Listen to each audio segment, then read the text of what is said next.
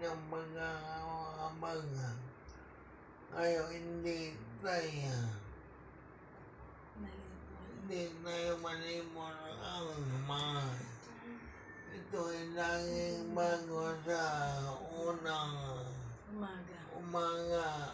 Walang katulad ang kanyang katapatan. Amen. Praise God. Ikaw, teacher, sa yung verse mo. Filipos chapter 4 verse 19.